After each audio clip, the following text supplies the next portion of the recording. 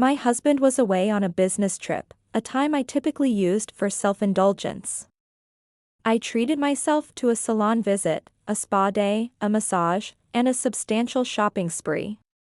Back home, I poured a glass of wine and began trying on my new purchases. As the wine flowed, my mood lifted. I felt fantastic in my new clothes. Suddenly, a knock at the door surprised me. It was quite late for visitors. I opened the door to find my neighbor. He asked if my husband was home, and upon learning he wasn't, he awkwardly explained his predicament. His wife was at their country house, and returning from a friend's place, he'd lost his keys, phone, and wallet. It was clear he'd also been drinking.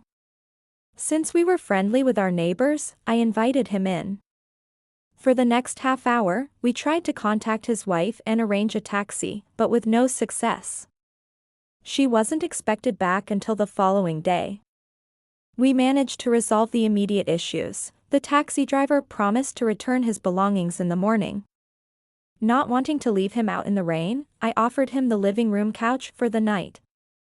As I prepared the bed, I realized I was wearing a tight, very short cocktail dress, complete with dangling price tags.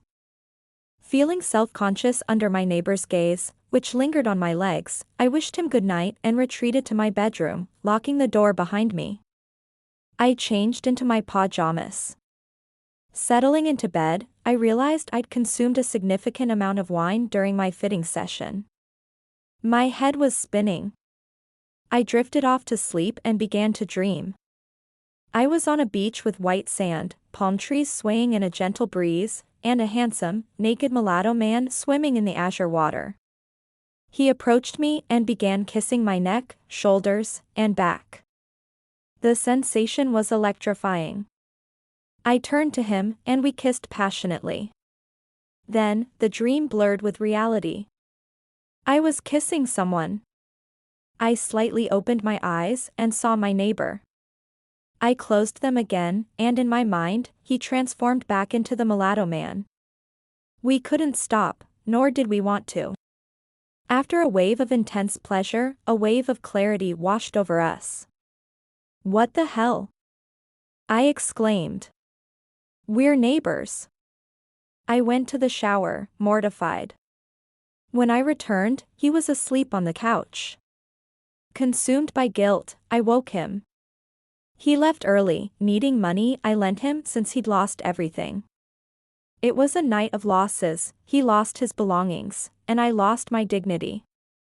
A week later, we encountered each other in the building's entrance, me with my husband, he with his wife. We exchanged casual greetings, discussing the weather and weekend plans as if nothing had happened. Only the shivers running down my spine betrayed my involvement. My husband stood nearby, smoking, the smoke curling upwards like antlers. The image struck me as both funny and deeply shameful.